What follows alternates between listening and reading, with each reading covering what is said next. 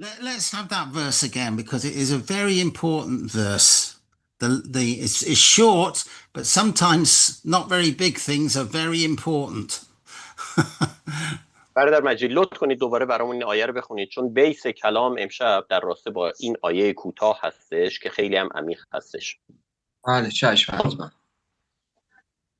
او همان نوری است که در تاریکی می‌درخشد و تاریکی هرگز نمیتواند آن را خاموش کند. آمین. Amen. Amen. Amen.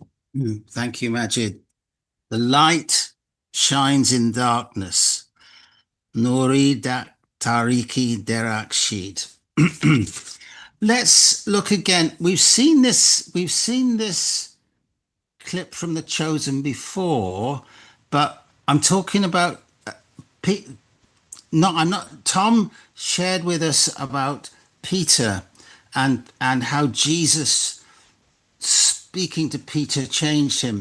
I want to talk about something that happened at the very beginning of this clip tonight. So it's the same clip, but it's a different subject we're talking about. قسمتی از کلیپ رو که دوباره امشب با هم میبینیم، این رو ما دیدیم قبلا که برادرمون تام در راسته با در واقع تغییرات پتروس و ما در مکالمه‌ای که با عیسی مسیح داشت به اون اشاره کرد. اما من تمرکزم بر روی اون قسمت ابتدای کلیپ هستش که میخوام امشب در راسته با اون نور که در تاریکی درخشیده شده که خود عیسی مسیح هست با هم صحبت بکنیم و بیشتر عمیق بشیم در کلام خدا. Amen. Amen. When Jesus speaks to us, he changes us. And Peter means solid. And he makes us solid people, reliable people Jesus can trust. وقتی که عیسی خداوند با ما صحبت میکنه، زندگی های ما تغییر پیدا میکنه و اینجا میبینیم که پتروس چطور شخصیتش تغییر پیدا میکنه و از اون پتروس قبلی تبدیل میشه به پتروسی که به اون صخره عنوان میشه، یعنی پایه و بنیاد انقدر مستحکم میشه در خداوند. We read in the Gospels that the next thing Jesus said was,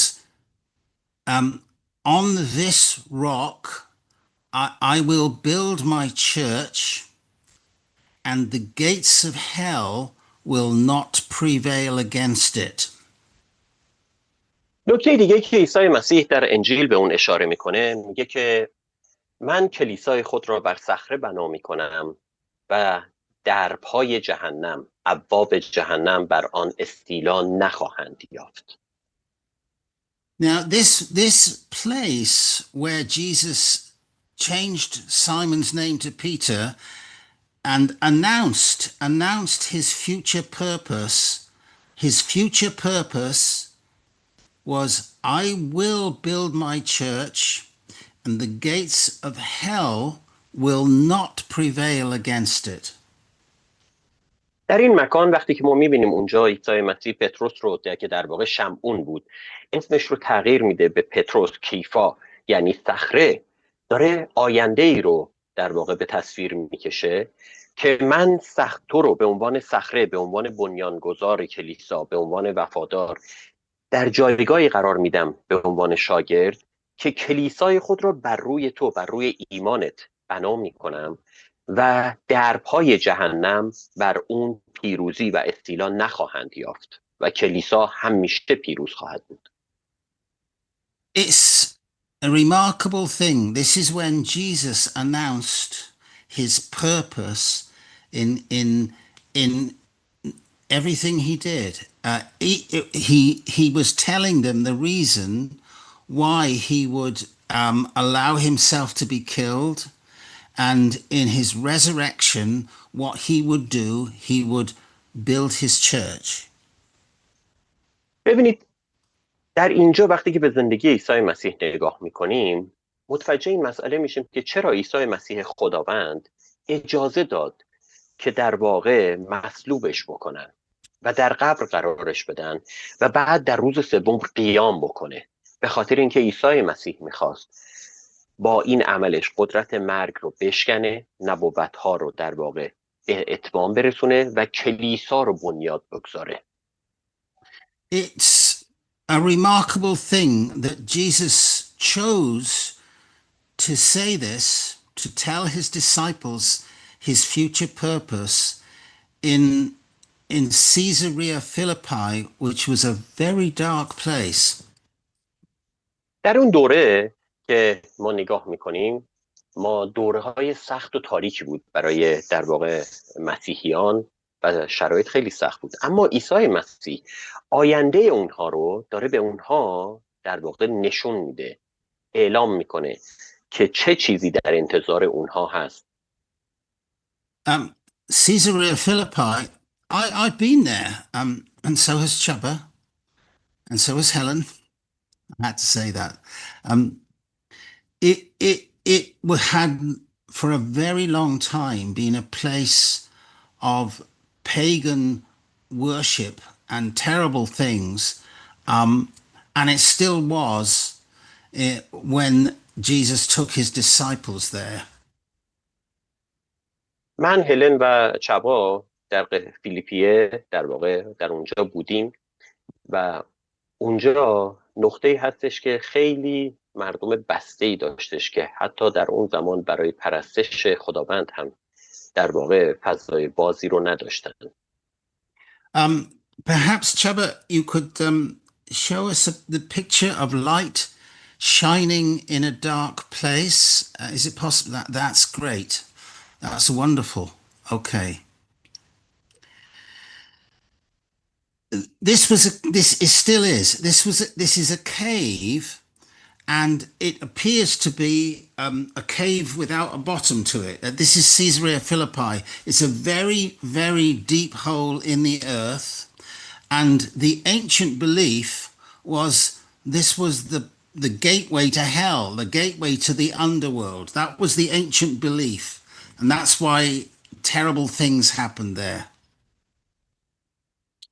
ببینید، در این شهر فیلیپیه در واقع ما اونجا الان بر اساس این تصویر هم میبینیم که ظلمت بسیار زیادی بود و این غاری که شما اینجا دارید در تصویر میبینید و نور اندکی از اون بالا در واقع بهش تابیده میشه، بر اساس در واقع مسائل تاریخی و بر نوشته های تاریخی اینطور نوشته شده بود که اینجا دریچه در واقع دروازه های جهنم هست. به خاطر همین مسئله است که عیسی مسیح در اون نقطه داره اعلام میکنه، نقطه‌ای که از لحاظ تاریخی، از لحاظ تاریخ شناسا درهای جهنم بود. میگه من کلیسای خودم رو بنا میکنم و درهای جهنم بر اون پیروزی و استیلا نخواهند یافت. And this is what the cave at Caesarea Philippi looks like. And remember what Jesus said? Jesus said, the gates of hell will not prevail. And he was saying it a place which people believed was the gates of hell. And Jesus said, that's not going to work. That's not going to win any victories. No, I'm going to build my church.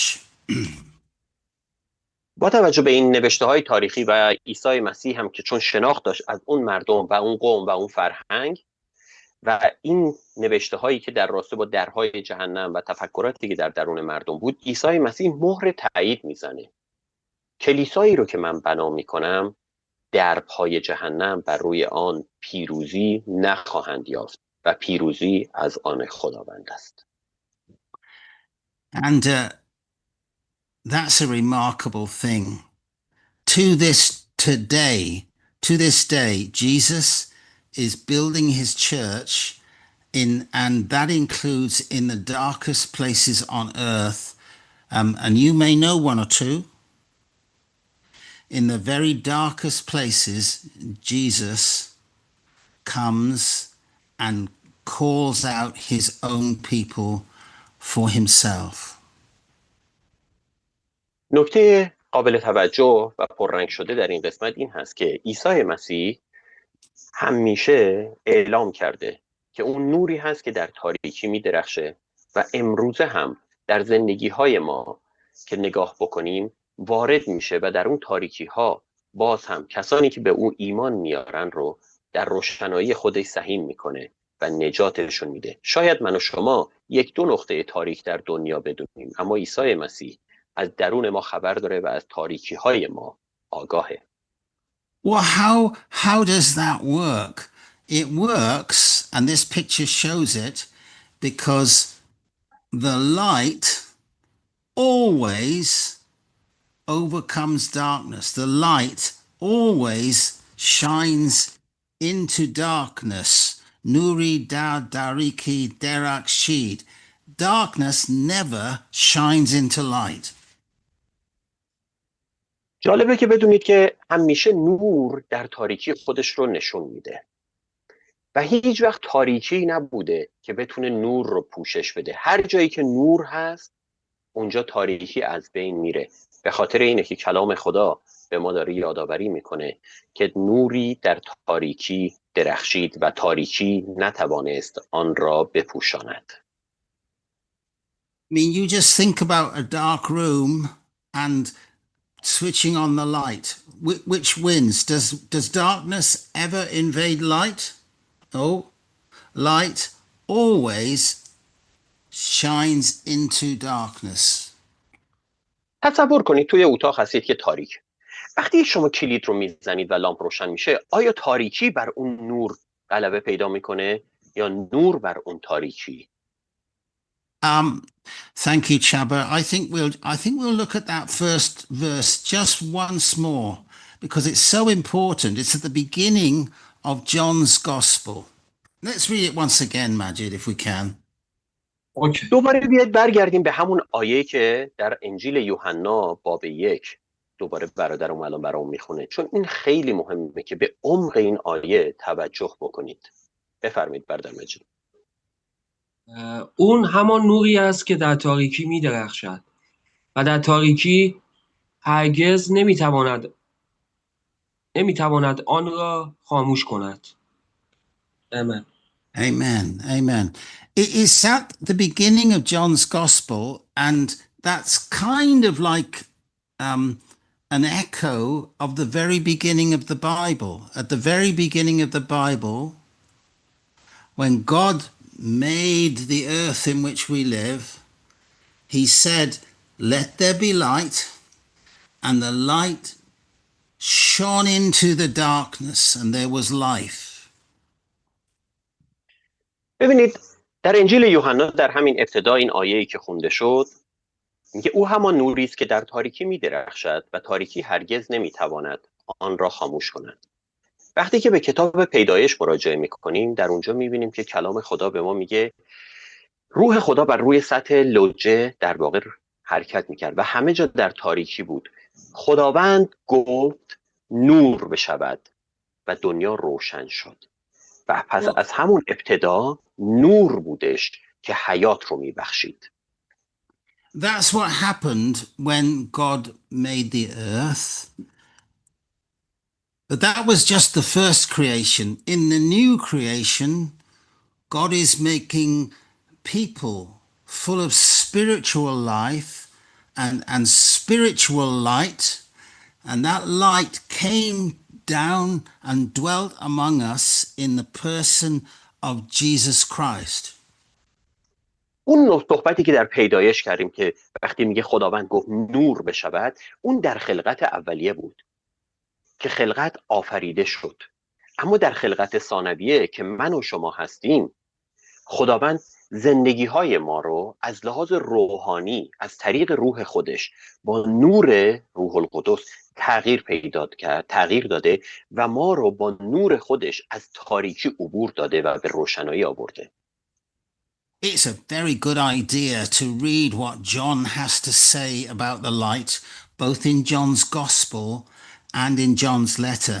John, in his writing, in his Gospel, makes it very clear that it's Jesus who is the light to every person ever born in the earth. Something in us knows he is the light of the world. این خیلی نکته مهمی هستش که چه ما در انجیل یوحنا چه در نامه‌های در واقع اول و دوم و سوم رسالات یوحنا بررسی بکنیم که یوحنای رسول داره اشاره میکنه که عیسی مسیح همان نور هست، همان نوری که اومد و به توسط اون به ما حیات بخشید، که میتونیم بگیم همان نوری که از ابتدا خداوند گفت نور بشود و اون نور اومد و حیات رو بخشید. این داره اون نور رو به ما یاد میده که در درون ما، در هر کدوم از ما، در اون تاریکی هامون این نور چطور عمل کرد. Jesus is the light of the world, and the darkness is passing away. Now, it may not be very quickly, but the darkness is passing away. And the day will come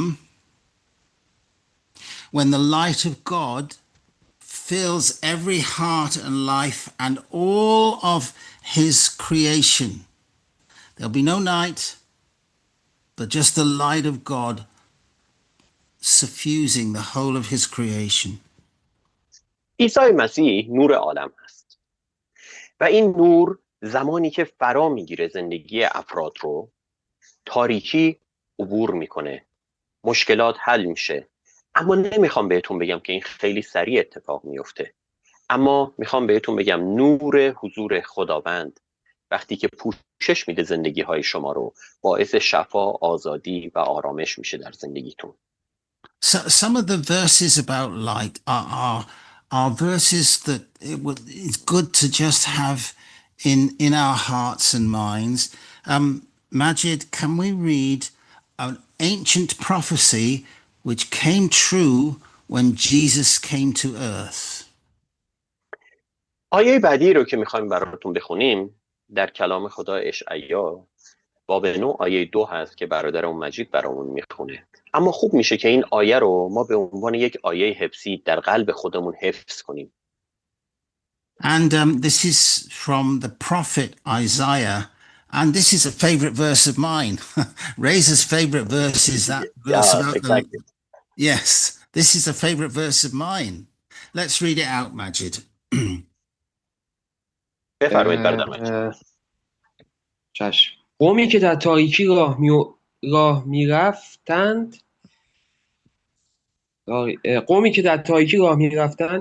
نور عظیمی خواهند دید.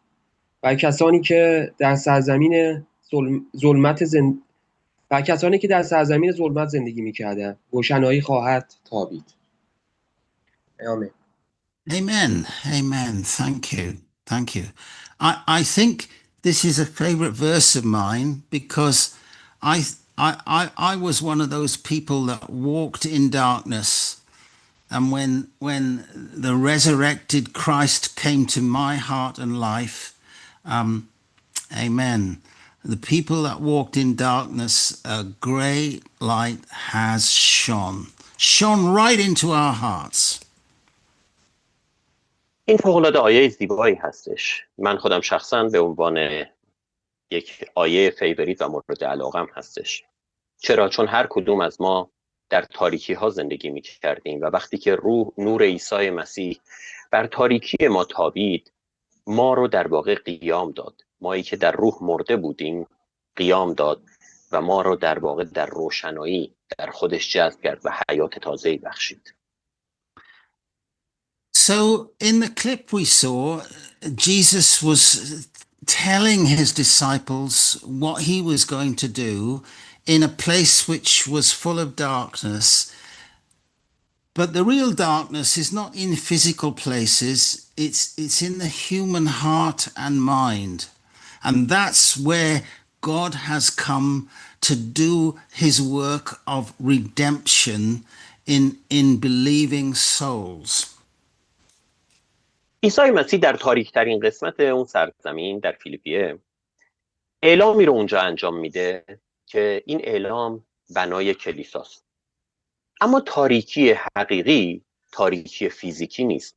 تاریکی حقیقی تاریکیه که بر روی روح و جسم ما اللحاظ روحانی قرار داره و خداوند میخواد که ما از این تاریکی نجات پیدا بکنیم و به نور پرجلال او وارد بشیم.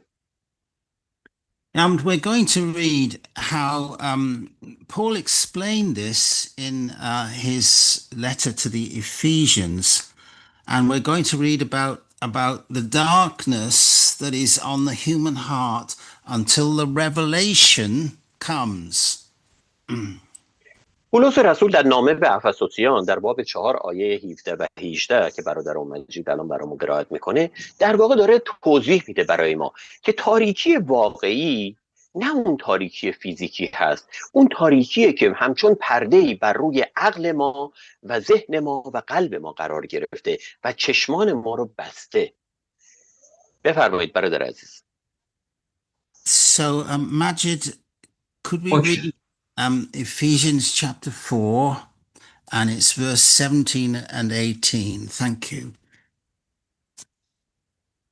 پس اینو من میگویم و در خداوند شهادت میدهم که شما دیگر رفتار منمایید، چنان که امتها در بطالت ذهن خود رفتار مینمایند که در عقل خود تاریک هستند و از حیات خدا محروم به سبب جهالتی که به جهت سخت ولی سخت دلی ایشان در ایشان است.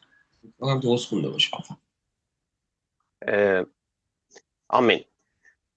I read it again. Okay. پس این را میگویم و در خداوند تاکید میکنم که رفتار شما دیگر نباید همانند اقوام دور از خدا باشد که در بطالت ذهن خود رفتار میکنند. عقل آنها تاریک شده است و به علت جهالتی که نتیجه سخت‌دلیشان است از حیات خدا به دور افتاده‌اند. آمین. Amen. Amen. Thank you, Majid and Reza. So this explains the state of us all before our hearts turn to Jesus. There's a darkness, a zolmat, is that the right word? There's a darkness which is only dispelled by giving our hearts to Jesus, who is, Jesus said, I am the light of the world. این در واقع این آیات به تفسیر داره توضیح میده که ظلمت واقعی همچون پرده‌ای بر روی ذهن و افکار و قلب ما که در تاریکی بودیم، در گناهانمون بودیم، در دنیای گذشته‌مون بودیم قرار گرفته بود و نور پرجلال عیسی مسیح رو ما ندیدیم، چرا که عیسی مسیح خودش اعلام کرد من نور این جهان هستم. And we are called, all of us, Jesus calls us, he calls us, come out of the darkness, come into his marvelous light. همه ما رو عیسی مسیح فراخوند، صدا کرد که بیایید از تاریکی بیایید بیرون، بیایید نزد من ای تمامی گرسنگان و خستگان، بیایید نزد من، بیایید به اون روشنایی پرجلالی که من بهتون میبخشم و من شما رو آرامی میدم. Well, that does mean that we will have to change. We cannot be the same as we were when we come into the light of the knowledge of God. ما نمیتونیم وقتی که با نوری که خداوند در زندگیمون آشکارا میتابونه و فکر روحانی که بهمون میبخشه بتونیم اون نفر قبلی باشیم. انسانی میشیم متولد شده، متبدل شده.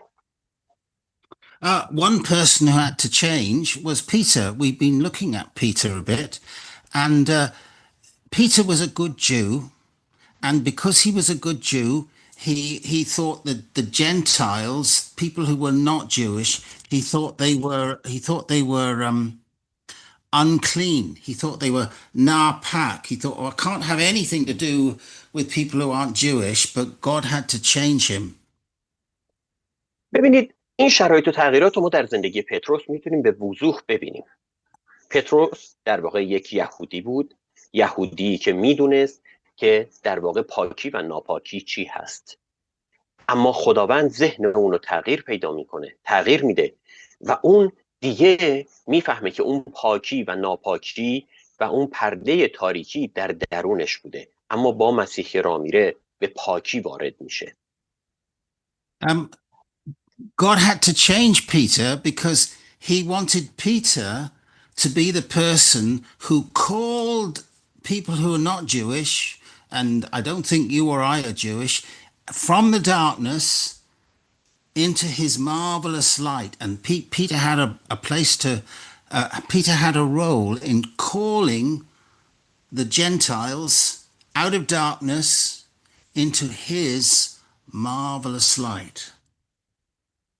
در واقع پتروس به ما نمونه ای رو داره خداوند از طریق پتروس میده که اون رو میخواد مسیری قرار بده که حتی پتروسی که شاید حالا ما نمیدونیم دقیقا یهودیت اللحاظ قوم یهود در چه جایگاهی قرار داشت، اما میخوام بهتون بگم میخواست که به ما نمونه ای رو بده که میتونن همه بیان و وارد اون نور پرجلال خداوند بشن و این فقط و فقط مخصوص یهودیان نیست، مخصوص من و شما هم هست. And this is how Peter was changed in the light of God. Majid, can we read Acts chapter 10 and verse 44? Acts chapter 10 and verse 44. وقتی که ما نگاه میکنیم به زندگی پتروس میبینیم این پتروس چطور تغییر پیدا میکنه و اون روح خدا چطور در او عمل میکنه که در کلام خدا در کتاب اعمال رسولان باب 10 آیه 44 آیه که الان برادر مجید برامون میخونه عمل کار خداوند نور خدا رو در زندگی اون در این آیه ما داریم میبینیم. بفرمایید برادر. هنوز سخن پتروس تمام نشده بود که روح القدس بر تمام شنوندگان نازل شد. آمین. Amen, amen, amen. Thank you, thank you. Perhaps we can see the picture that that shows how God enlightened Peter's understanding about who the Gentiles were. تصویری رو که الان داریم میبینیم به تعریف میکشه در واقع یک واقعه رو که در اعمال رسولان هستش که پتروس در واقع به پشتبان میره و در اونجا دعا میکنه و سفره ای از آسمان پایین میاد که در اون سفره برندگان و چرندگانی هستن که ناپاک هستن و فرشته خدا به اون میگه که پتروس ذبح کن و بخور و این پتروس میگه که من از این نمیخورم و این عمل 3 بار اتفاق میفته. God had to work on Peter, and he thought before God changed his heart that the Gentiles were just were just animals, were just napak, were just unclean animals. Kevanat. They thought the Gentiles were just dogs, not, and he didn't realize that God loves every human being ever born.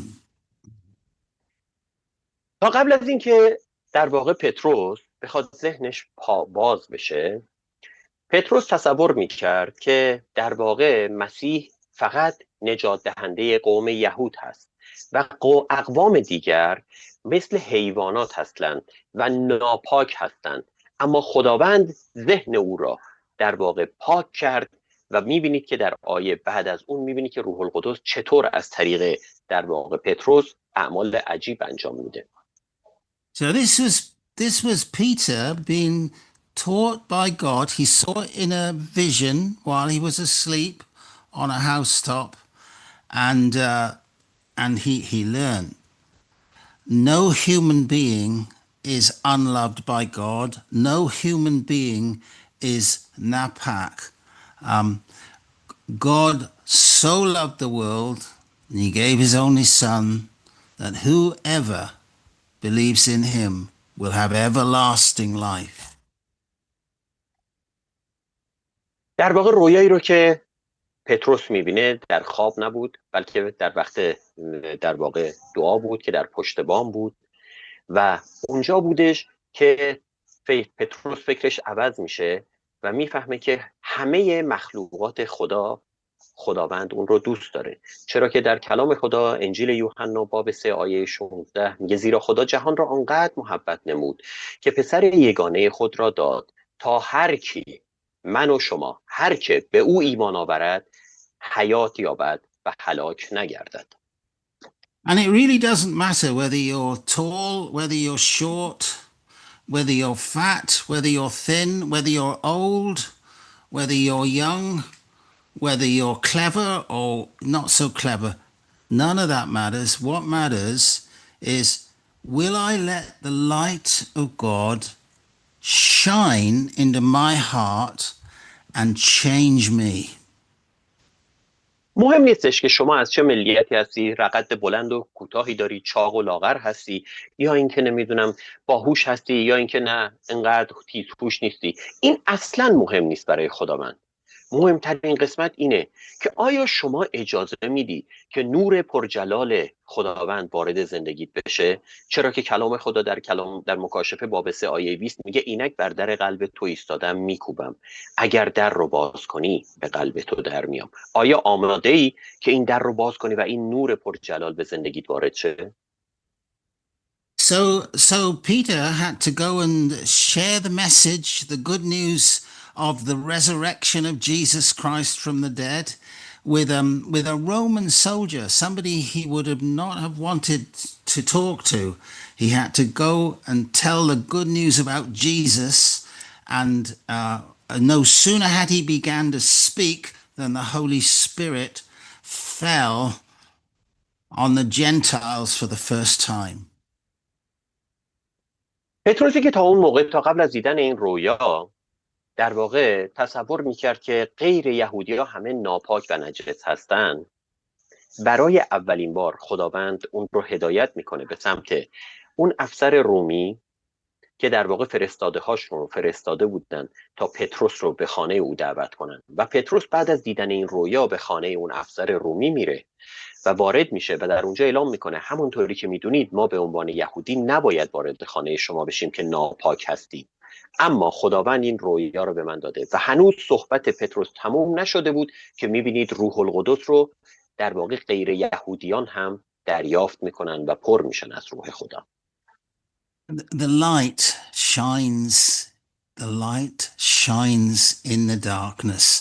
The darkness never overcomes it. The light always shines in the darkness. نور همیشه بر تاریکی در واقع پیروز شده و هیچ وقت تاریکی نخواهد توانست نور رو بپوشونه. این قاعده عظیم و بزرگ کار خداست. We'll look at one more example of this, and it was when, not about Peter, but it was about Paul, when Paul first, he came out of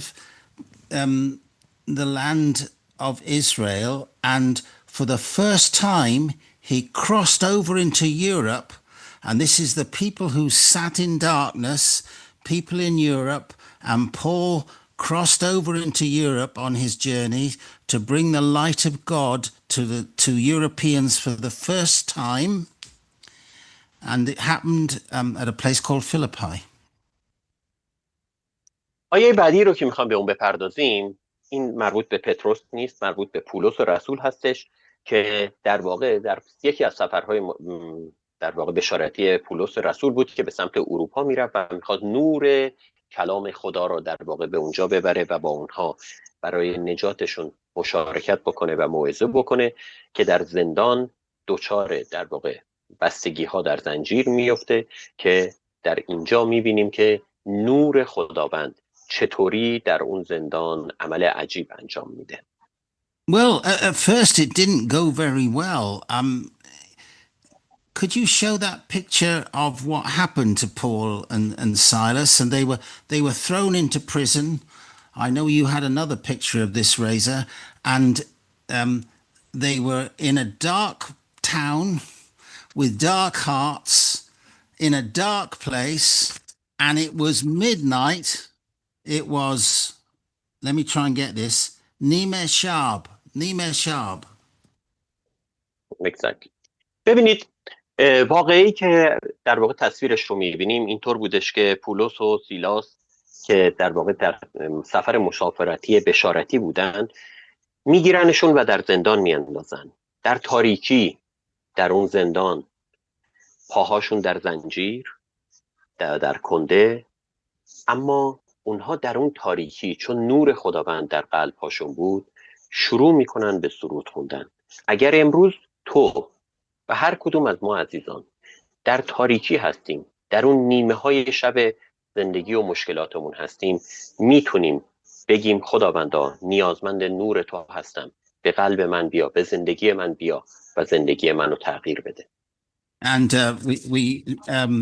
Majid, if you can read Acts chapter 16, verse 25 and 26, we'll see what happened at that dark time and what Paul and Silas did. در اعمال رسولان باب 16 آیات 25 و 26 که الان برادرم مجید میخونه، در واقع شرح میده که چه اتفاقی در اون تاریکی، در اون زندان به وقوع پیوست. بفرمایید برادر عزیز. بله چشم. نیمه‌های شب وقتی پولس و سیلاس مشغول دعا و سرود خواندن بودند و دیگران نیز به آنان گوش می‌دادند، ناگهان زلزله‌ای رخ داد. شدت آن به قدری زیاد بود که پایه‌های زندان لرزید و همه درها باز شد و زنجیرها از دست و پای زندانیان فرو ریخت. آمین. Amen. Thank you, Majid. This is a very good thing to learn. If you're in a dark place or you're in a dark time, do what Paul and Silas did. Sing praise to God, because praising God releases our hearts. In this case, it released the whole prison. این یک درس آموزنده است برای هر کدوم از ما، برای من و برای شما. اگر که در روزهای تاریکی زندگی میکنی، اگر از تاریکی و مشکلات عبور میکنی، اگر که سختی ها دور تا دور تو احاطه کرده، خیلی خوب میشه که بیای در حضور خداوند، نه از حضور اون فرار کنی، با سرودها اون رو پرستش کنی و اون وقت ببینی که معجزه خداوند نه تنها تو رو از اون تاریکی عبور میده، بلکه کاری عظیم ایجاد میکنه که اطرافیانت حتی شهادت میدن به بودن خدا. See, the light always shines in the darkness, and Paul and Silas brought light to a people who walked in darkness, and that very quickly spread and began to go through the whole of Europe. It even reached the UK, and not very long after, there were many, many people who came into the light, just because Paul and Silas were not overcome by the dark. وقتی که نگاه میکنیم به زندگی پولس و سیلاس در اون شب، در اون زندان و عمل دست خداوند که اونها شروع کردن با توجه به اینکه دور تا دورشون تاریکی بود، به نور پرجلال عیسی مسیح تکیه کردن، این ثمره‌ای شد که باعث شد که خیلی ها، نه خیلی مدت طولانی بعد از این واقعه، اون تاریکی رو کنار بزنه پرده های آسمان و نور پرجلال خداوند در اروپا و انگلستان و خیلی جاها تابیده بشه و خیلی ها به مسیح ایمان بیارن به عنوان منجی و نجات دهنده. So there is a lesson here for you and me. The darkness never overcomes the light. Light overcomes the darkness, and we are called, you and I are called to be children of the light. این درس بزرگی رو به ما میده، کاری که پولس و سیلاس انجام دادن. اول از همه به ساعتش نگاه کنید. ساعت نیمه شب. اجازه نده به اون نیمه شب برسه. خداوند از من و تو میخواد که به عنوان فرزندان نور در این دنیای تاریک قدم برداریم و نور کلام خدا رو به عنوان مبشرین به دیگران برسونیم. So one final verse, and it's an important verse for us, Majid. We're going to read one final verse, and then we'll pray. Going to read from 1 John, the first letter of John, chapter 1, and verses 5 to 7. قسمت آخر کلام رو که امشب با هم بررسی میکنیم در کتاب، در واقع در رساله اول یوحنا باب 1 آیات 5 الی 7 هستش که برادرم مجید برای اون میخونه و بعد از اون دعا خواهیم کرد. بفرمایید برادر عزیز.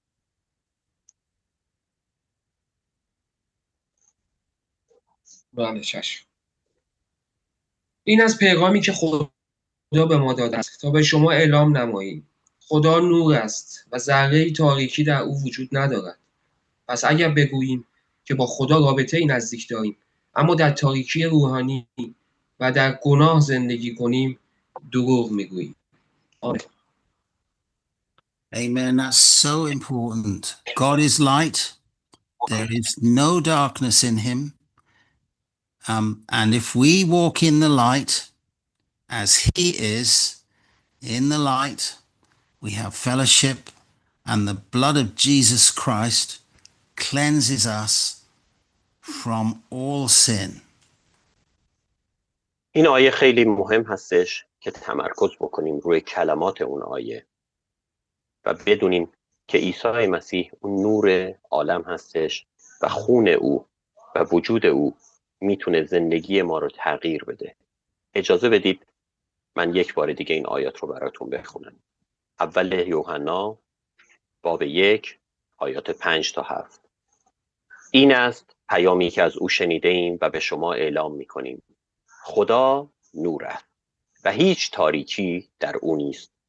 اگر بگوییم با او رفاقت داریم حالان که در تاریکی گام میزنیم دروغ گفته ایم و به راستی عمل نکرده ایم. اما اگر در نور گام برداریم چنان که او در نور است با یکدیگر رفاقت داریم و خون پسر او عیسی ما را از هر گناه پاک میکند. آمین. Amen. Amen. Amen. Thank you, Majid. Thank you, Reza. You're Thank welcome. you, I read the last scripture again. Yes, absolutely. that's Absolutely. good. That's it. Lots of times.